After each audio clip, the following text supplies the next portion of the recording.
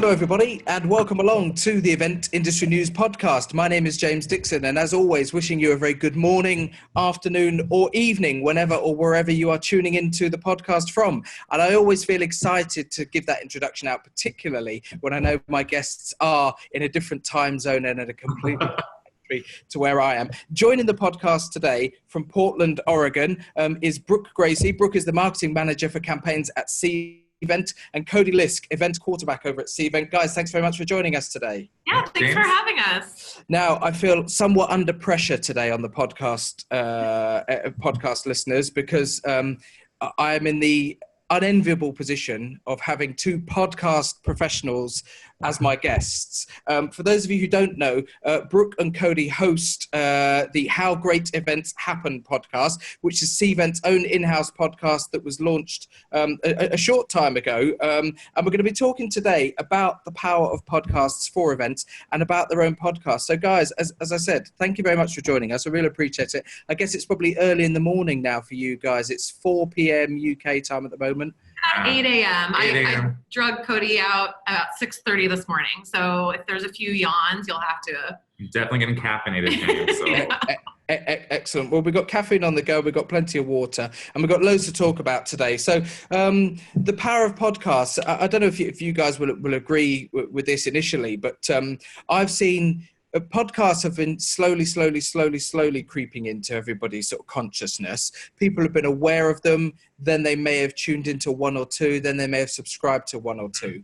But from where I sit over in the UK, just in the last 12 months alone, it seems to have just exploded, the whole podcast world. More and more people are doing them, more and more companies are doing them. You see different celebrity ones, different subject matters. And I think a lot of it ties into how we now digest media, particularly TV. You know, we're so used to now to on-demand TV services that I think people have suddenly realized that they can tap into any subject matter they want to via a podcast. I think it's been a great thing to happen. How did your own podcast come about? Well, actually it's something that I've been wanting to do for a really long time. I'm kind of an avid podcast listener. My favorites are crime podcasts.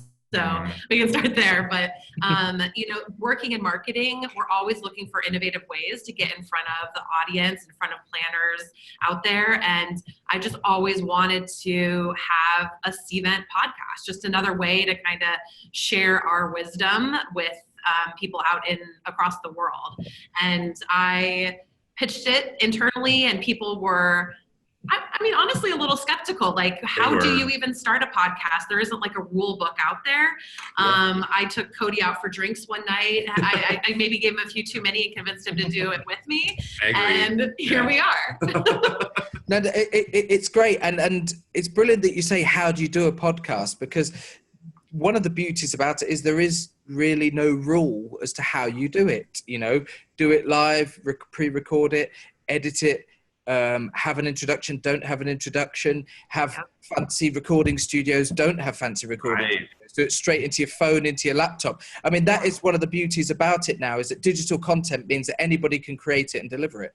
Yep, exactly. And we honestly made some mistakes right out of the gate, just when it came down to recording equipment.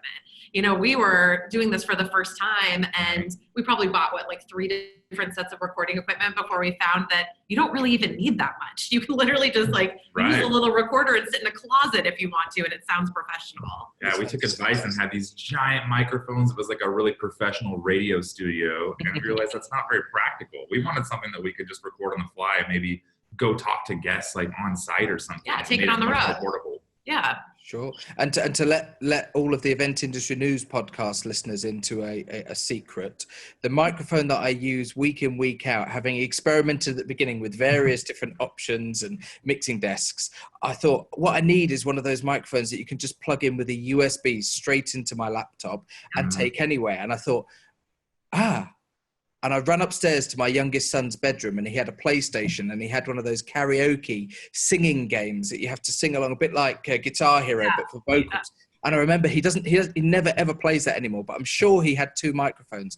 And lo and behold, buried under his bed with 2 microphones, both with USB sockets on the end of them, straight into the computer. That was 4 years ago. And it's the same microphone I've used every time. You don't need the fancy equipment to do it. It just needs to work. And that is the beauty of it. Moving things over to Cvent. For most of our podcast listeners and watchers will be aware of Cvent and what it is as an organization, as a company. It's a global event tech company. It's in a, I suppose, broadly speaking, event management platform with over 300,000 active users every month in over 100 countries. So when it comes to content, when you went to convince the people at Cvent that why you should do a podcast, I would look straight at those figures and say, look at how much reference material we've got and look at what we could be talking to potential customers about. Definitely. I mean, when it came to content development, we didn't want this to be a Cvent, advertisement, right? Like Cvent name is out there. Where we really wanted to take is all of these learnings that we have just from being in the industry for so long and broaden the conversation a little bit. We talk about all kinds of things. We had an episode about human trafficking and how that relates to events, different rules and regulations, GDPR, right? So it's not, we didn't want it to be just that advertisement. We really wanted it to be thought leader, and we have the luxury of having access to all kinds of deep knowledge about the industry because we are such a large global company. And just looking through the episodes that you've published already, and looking at the subject matter that has been dealt with, how do they do it? Cvent on Cvent Connect. Okay, that's Cvent one. But finding success in the business of meetings. You've got, are you trendy? Which I think is a great one, because we're always talking about trends in the events industry, what's hot, what's not, what people should be doing. Check your bias, diversity and inclusion events. We've got a really broad range of subjects that you guys are dealing with here. And I noticed as well that you're able to draw on the particular professionals within your own organization that can actually add the expertise when it comes to that particular subject.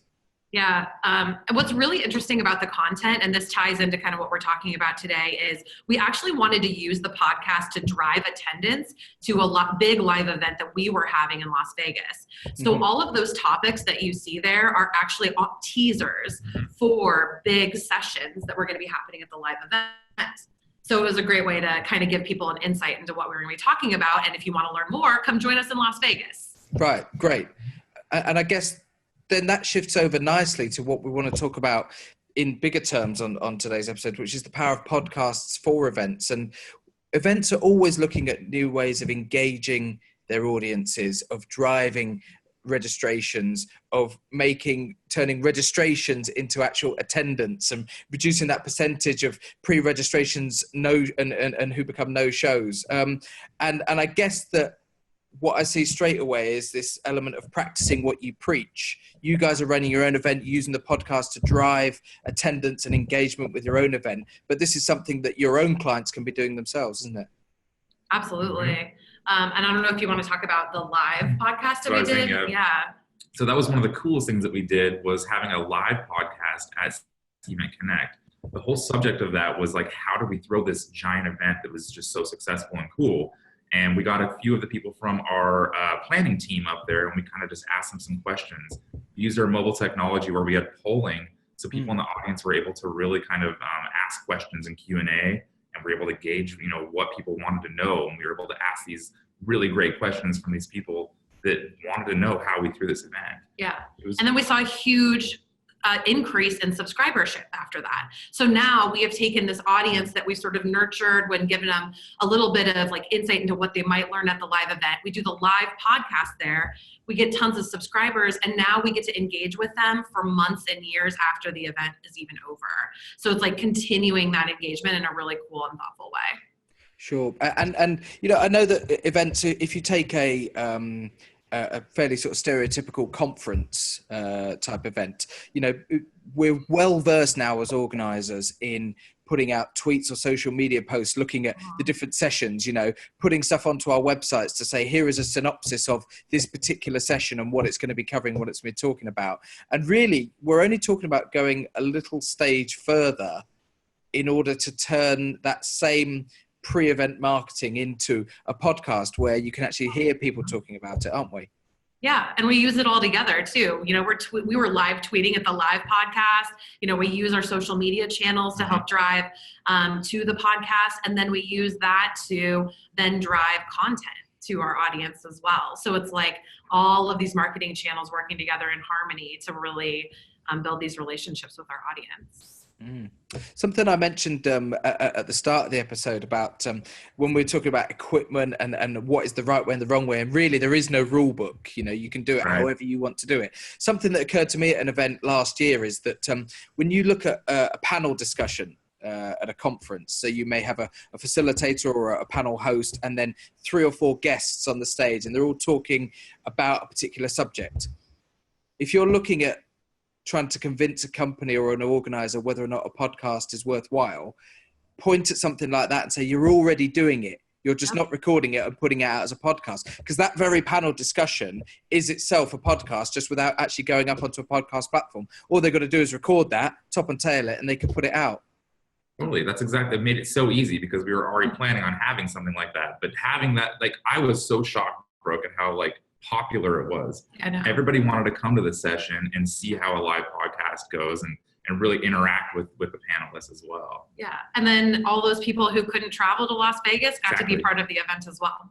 Yeah, absolutely. How much, in terms of then actually utilizing your own podcast as a platform to say to your clients, why don't you do your own? Here's what we could do.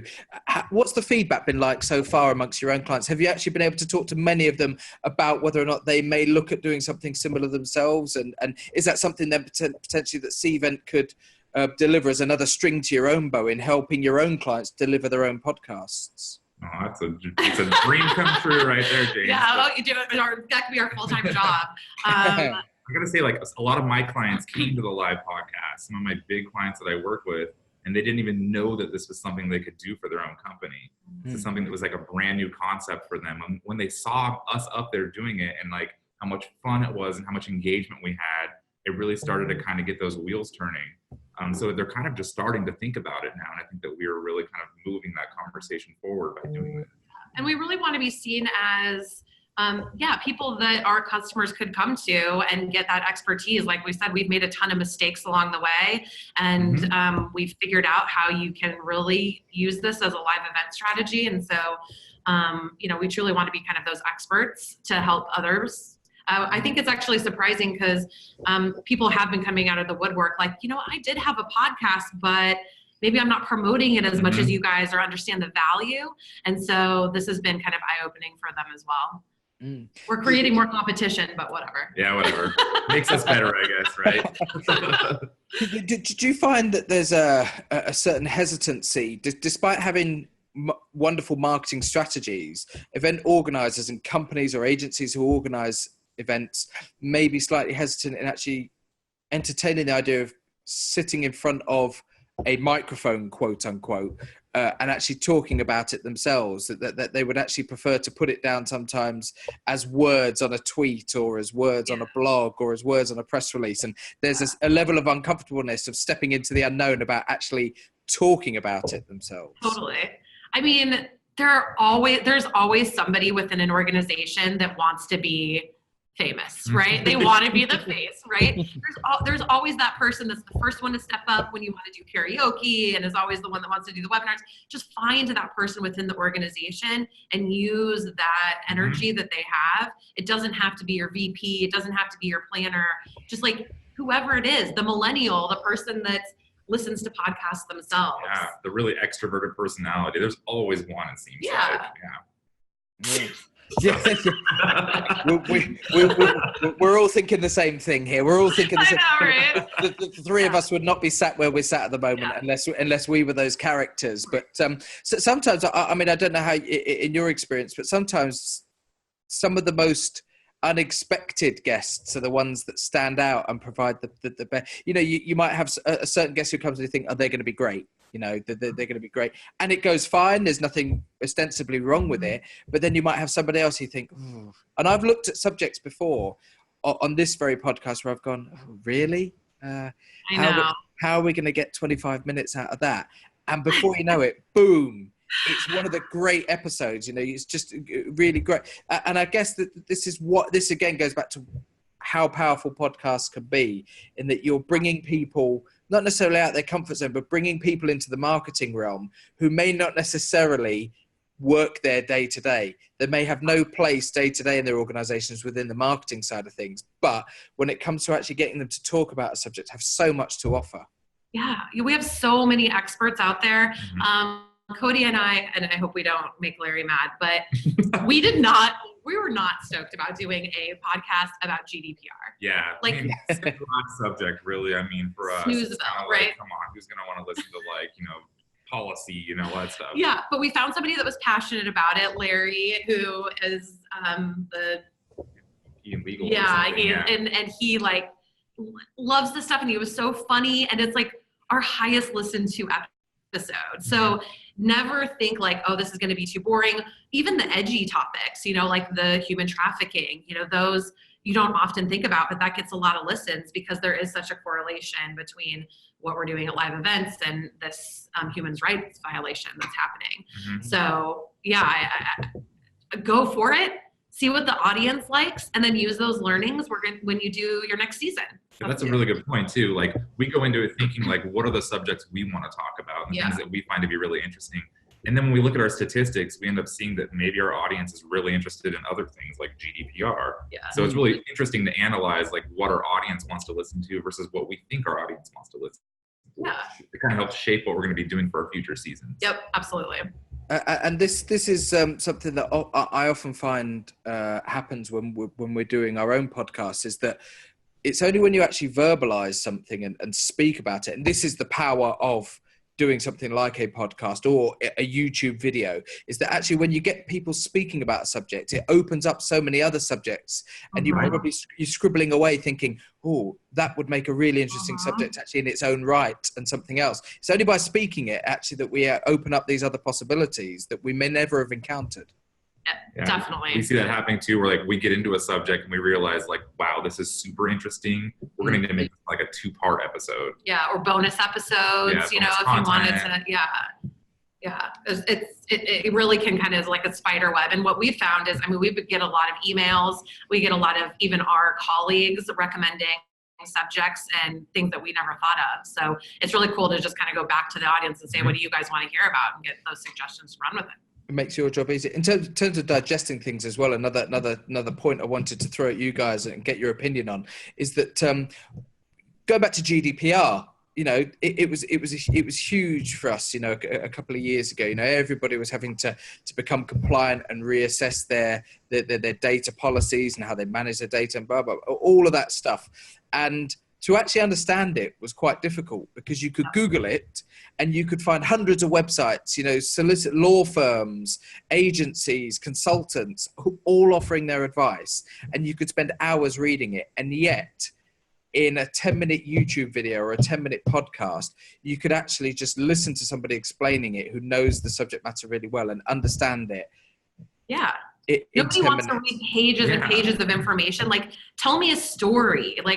Help me understand it in a more entertaining way. And people are absorbing information in snippets like this now. They're not sitting down and watching a 2-hour show or reading a book about something. They want quick, give it to me now. I'm in my car. Yep, exactly. I got 20 minutes free. Okay, let's talk about GDPR and help me understand. And then I get to the office and I'm on my way. It's just giving them an easy way to get this info. That's what I love, is that I feel a lot of people are auditory learners and they want to listen to something rather than take time out of their busy day to read a big, long, manual on something. Yeah. So, and the fact that we're able to really reach out to people on their long commutes and have them, understand a subject that might be a little complicated while they're on the way to work. What I think is interesting too is that planners are a unique personality. People who are in the planning industry, we're kind of crazy, but we also are really passionate about our job. And so what we have found is that people who are planners or in the planning industry are craving information that they're willing to listen to outside of their normal day-to-day. Yeah. They're reading articles, at home at night and things like that. So it gives us a really unique opportunity to catch them when they're not in the office, they're still wanting to get all of this good insight.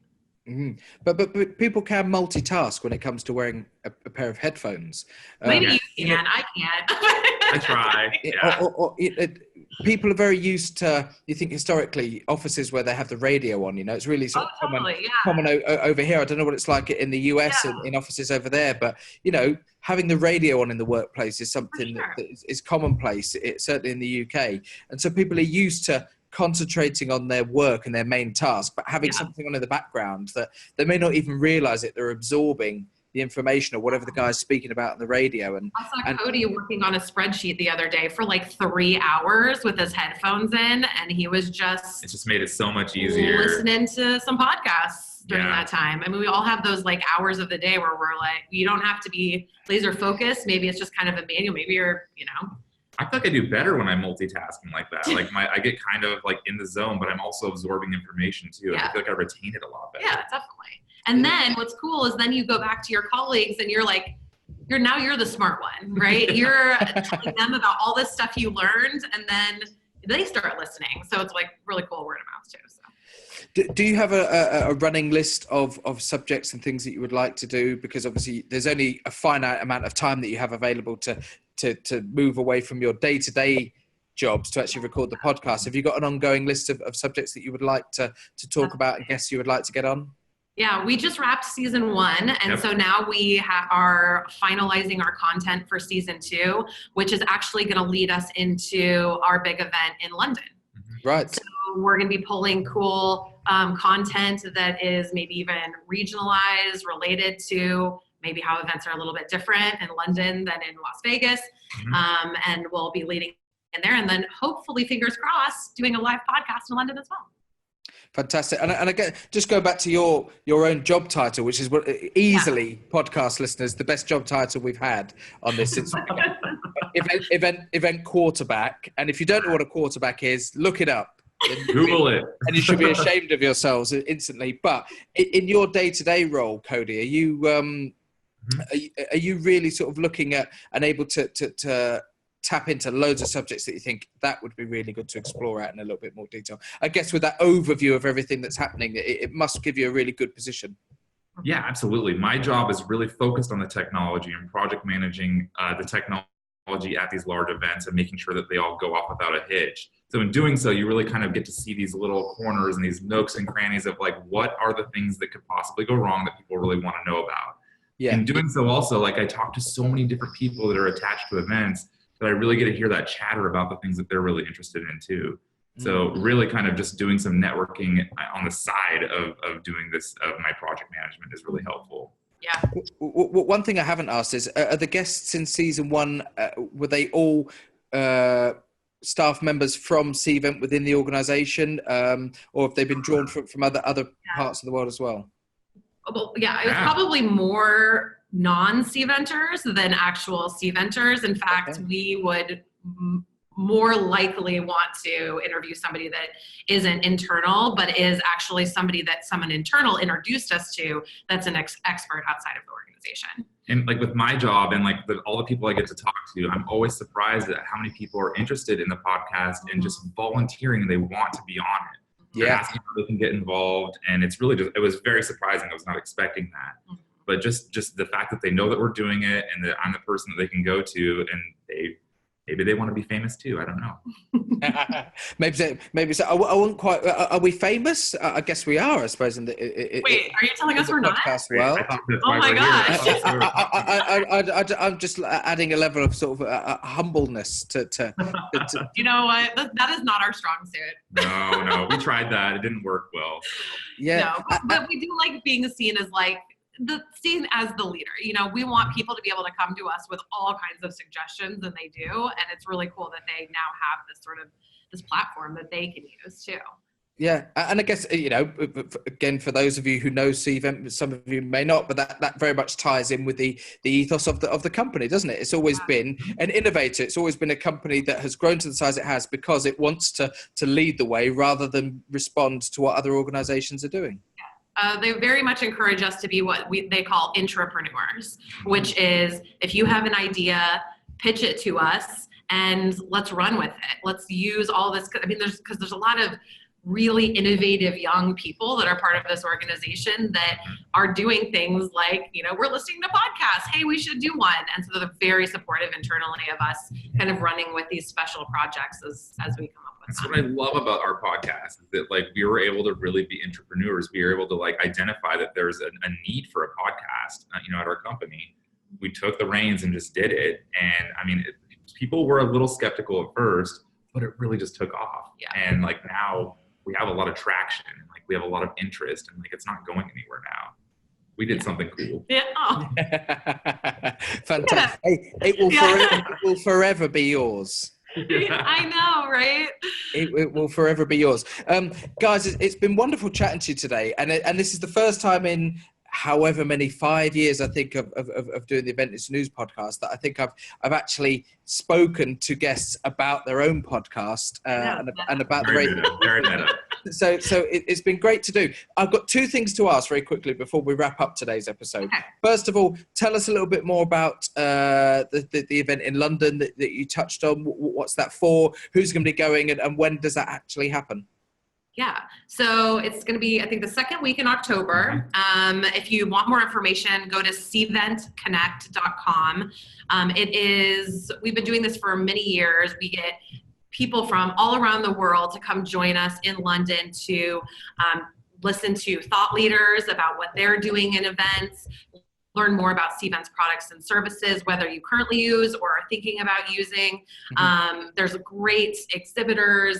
I mean, honestly, it is probably one of the most entertaining events that I go to as well. So, it is really a great way to learn more if that's something that you're interested in, and it's growing exponentially every year. So much fun. We were there last year, and it was just such a blast. Such a blast. Fantastic. And the most important question, season 2, when will it be available and how can people get it? Yay, season 2, it's going to be launching in actually just a few weeks. If you go to cvent.com/podcast, there are links to everywhere so that you can subscribe. We also pair every episode with a blog post just to go a little bit deeper into the content. So that's a cool way to find out more. So how great events happen. Find us and please listen. Subscribe. Yay. Fantastic. I'm sure there'll be loads of people who listen to the Event Industry News podcast hopping straight over there now and searching for it. And I would recommend it. I've listened to some of the episodes myself ahead of today's recording. They're really easy to listen to, guys. They're really, the timing of them is great as well, because as we've spoken about in our own episode today, you can digest them. You can listen to really quickly on your way to work, put them on in the car, put them on your headphones when you're on your commute. And like all good content, it absorbs really, really easy. So congratulations to you both on the success of the podcast, and congratulations and good luck for the ongoing success of season 2 and beyond that. Our guests today, both from Cvent, joining us from Portland, Oregon, Brooke Gracey. Brooke is the marketing manager for campaigns at Cvent, and Cody Liskh, event quarterback, brackets, best job title in the world. Oh, you flatter me. Thanks, James. Also from Cvent. No, not a problem at all. If you're watching today's episode of the podcast via eventindustrynews.com, have a little nosy around and have a look at some of the other features and content that's available on the website whilst you're here. But also, don't forget that you can go over to your favorite podcast downloader and get all of the podcasts as audio-only versions, as we said, to listen to on your commute or when you're out and about. If you are listening to today's podcast, go in the opposite direction. Head over to eventindustrynews.com. You can see videos of all of our podcasts, archive material, and loads of great features and information about what's happening in the events industry, not just in the UK, but across Europe, wider afield, straight over into Asia, and of course, our friends over the Atlantic in the USA, Canada, North America, and South America. Stuff for everybody out there on eventindustrynews.com. Thanks again to our guests, guys. Brilliant. Enjoy the rest of your day. Thank you. I know it's an early start. We'll see you in London in October. Yes. That brings us to the end of today's episode. My name's James Dickson. This is the Event Industry News Podcast, and we'll see you soon. Bye-bye. Bye.